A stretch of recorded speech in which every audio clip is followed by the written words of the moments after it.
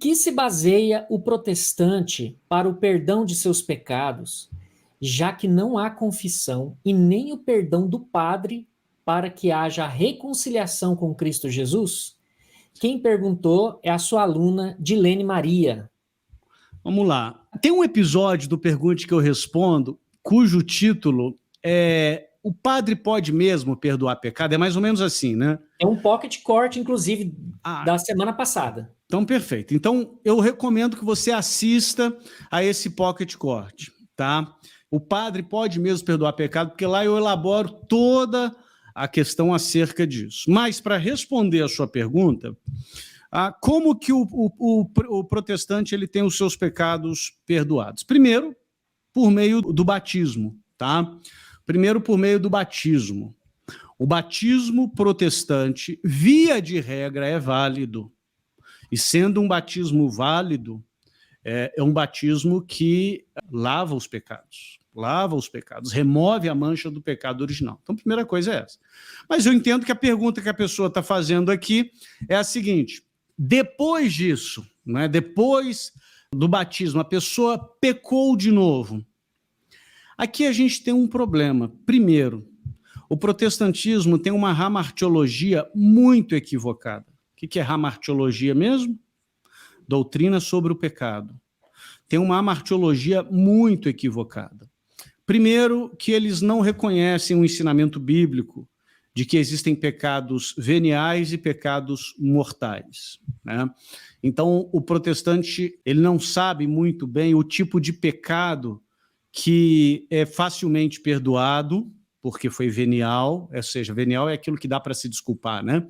E o pecado mortal, ou seja, que mata a caridade dentro da pessoa, que mata a graça santificante dentro da vida da pessoa. Então, ele não tem essa noção.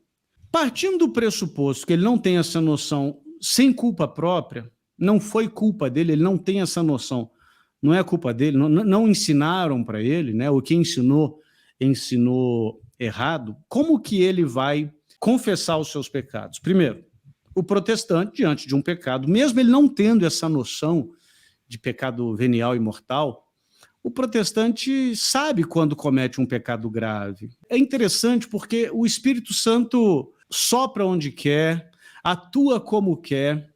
E eu já vi muitos protestantes que tinham cometido pecados mortais, e mesmo sem saber que aquilo era pecado mortal, aquilo incomodava ele.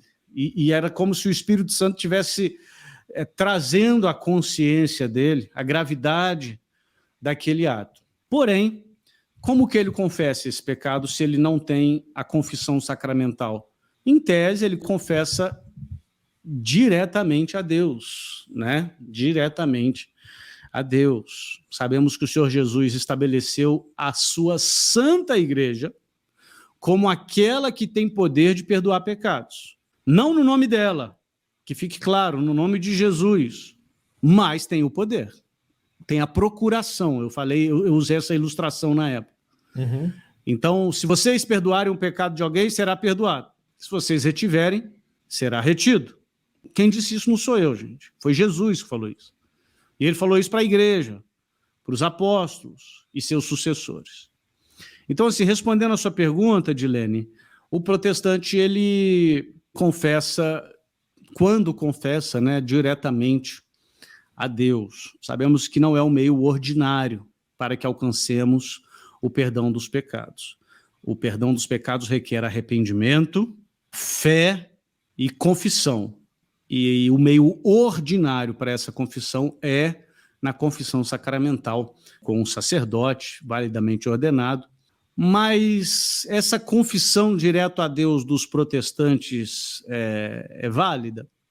Não sei, sinceramente, não sei, porque eu não sondo os corações, eu não sei qual que é o grau de ignorância, qual que é o grau de sinceridade, qual que é o grau de contrição. Isso aí é com Deus. Extraordinariamente, é possível ser perdoado dessa forma? Sim, extraordinariamente é possível. Eu confiaria no extraordinário? Não, eu confio no ordinário, eu confio no arroz e feijão. Vou lá no meu diretor espiritual e confesso meus pecados.